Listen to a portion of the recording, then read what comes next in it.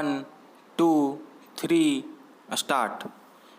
कांग्रेस ने जिस तरह जातिगत जनगणना की मांग की, उससे यह साफ है कि वह अपनी रणनीति बदल रही है और उन क्षेत्रीय दलों के साथ खड़ी हो रही है जो यह चाहते हैं कि इसका पता लगाया जाए कि देश में किस जाति की कितनी संख्या है। यह समय बताएगा कि कांग्रेस जातिगत जनगणना की अपनी मांग के सहारे क्षेत्रीय दलों को अपने साथ खड़ा कर पाएगी या नहीं, लेकिन इसकी अनदेखी नहीं की जा सकती है कि उसने लंबे समय तक सत्ता में रहते समय इसकी आवश्यकता नहीं समझी कि जातियों की जनगणना कराई जाए। कहीं कांग्रेस जातिगत जनगणना की मांग इसलिए तो नहीं कर रही है ताकि स्वयं को पिछड़े वर्गों के हितैषी के रूप में पेश कर सके और उस आरोप से पीछा छुड़ा सके कि राहुल गांधी ने मोदी उपनाम को लेकर जो बयान दिया था और जिसके कारण उनकी सदस्यता गई, उससे उन्होंने पिछड़ों का अपमान किया।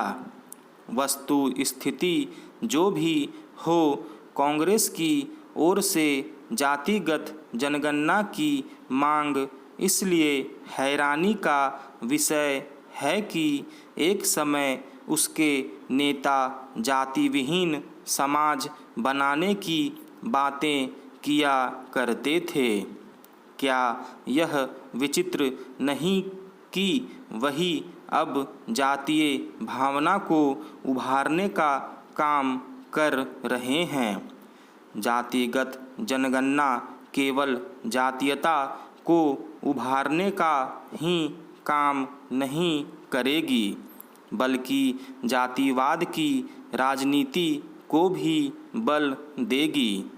यह किसी से छिपा नहीं कि यह राजनीति किस तरह जातीय वैमनस्य को भी बढ़ाने का काम करती है। जातिगत जनगणना भले ही सामाजिक न्याय के नाम पर की जा रही हो, लेकिन उसका मूल उद्देश्य अगड़ों पिछड़ों की राजनीति को धार देने के साथ इस पर जोर देना है कि जिसकी जितनी संख्या हो उसको उतनी ही भागीदारी हो। यह भी स्पष्ट है कि जातिगत जनगणना की मांग के पीछे एक इरादा जातिगत आरक्षण को बल देना है।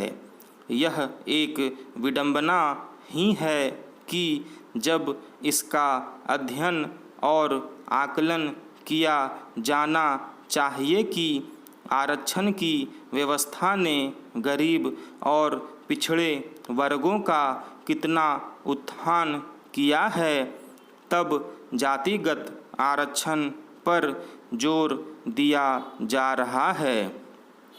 इससे इनकार नहीं कि देश में अभी भी ऐसे निर्धन वर्ग हैं जिनका सामाजिक आर्थिक उद्धार करने के लिए विशेष उपायों की आवश्यकता है, लेकिन इन उपायों पर अमल करने के पहले यह भी तो देखा जाना चाहिए कि आरक्षण व्यवस्था अपने मौजूदा स्वरूप में कितनी कारगर है और उन उद्देश्यों को पूरा कर पाई है या नहीं। जिनके तहत इस व्यवस्था को अमल में लाया गया था, वास्तव में आरक्षण की एक ऐसी व्यवस्था बनाने की आवश्यकता है जिससे यह सुनिश्चित हो सके कि पात्र लोग ही यानी निर्धन वंचित तबके ही लाभान्वित हो सकें। चूँकि वर्तमान में लोग पीढ़ी दर पीढ़ी आरक्षण का लाभ उठा रहे हैं, इसलिए वे तबके आरक्षण के लाभ से वंचित हो रहे हैं जो वास्तव में उसके हकदार हैं। महंगाई की दर में लगातार कमी दर्ज होने से निसंदेह लोगों ने राहत की सांस ली है। थोक महंगाई दर 29 महीनों के निचले स्तर 1.34 पर पहुंच गई है। हालांकि कुछ खाद्य वस्तुओं की कीमतों में महंगाई अब भी काबू से बाहर नज़र आ रही है, मगर खुदरा महंगाई भी रिजर्व बैंक द्वारा तय ऊपरी 6% के स्तर से नीचे उतरकर 5.66% पर आ गई है। पिछले 6 महीनों से थोक महंगाई एक अंक में बनी हुई है, नहीं तो पिछले साल मार्च में यह 14.63% पर थी। बताया जा रहा है कि थोक महंगाई में यह गिरावट विनिर्मित वस्तुओं की कीमतों में कमी की वजह से आई है। खासकर कपड़ा उत्पादन और धातुओं की कीमतों में गिरावट दर्ज हुई है।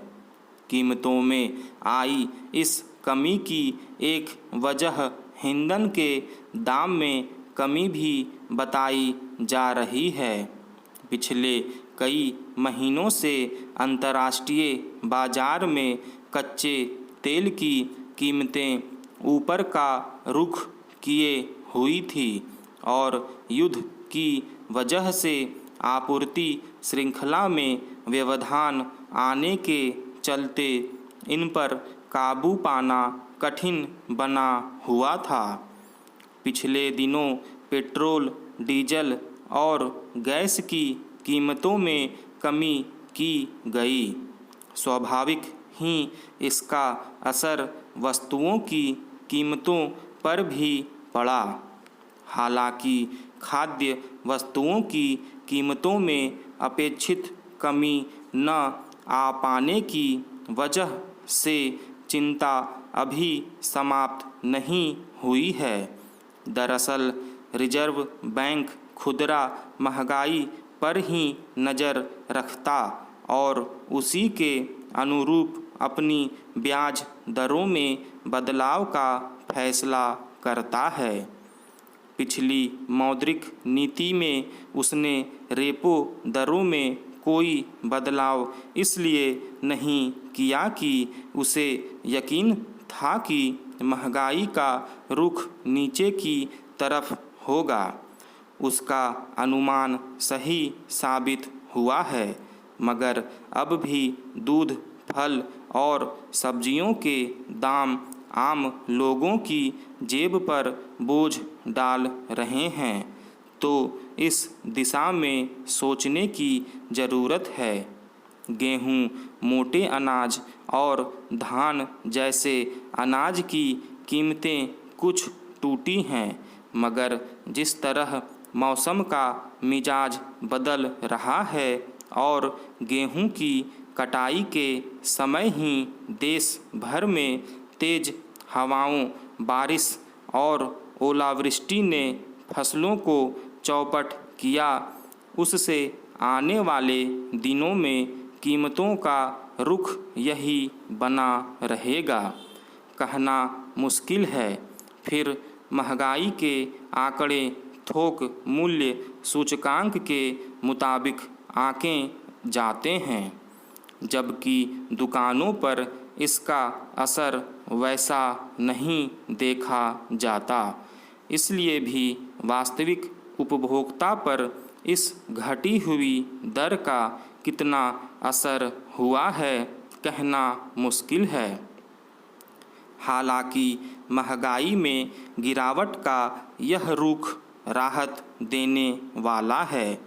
थोक महंगाई उतरकर 1.5% से भी कम पर पहुंच गई, तो इससे जाहिर है कि औद्योगिक उत्पादन में तेजी आ रही है।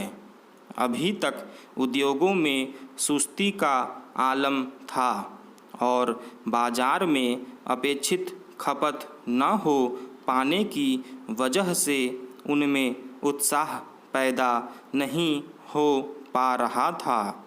अंतर्राष्ट्रीय बाजार में संकुचन देखा जा रहा है, इसलिए निर्यात की दर लगातार घट रही है, यानी भारी उद्योगों को अपना उत्पादन घरेलू बाजार में खपाना पड़ रहा है।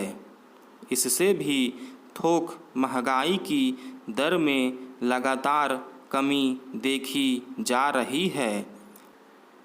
हालांकि महंगाई काबू में रहती है तो अर्थव्यवस्था के मजबूत होने का भरोसा बढ़ता है, मगर अंतर्राष्ट्रीय बाजार में मंदी की छाया घिरी होने की वजह से अगर भारी उद्योगों की उत्पादन दर में तेजी नहीं आ पा रही है, तो महंगाई टूटने के बावजूद अर्थव्यवस्था में मजबूती का दावा करना मुश्किल बना हुआ है। स्टॉप।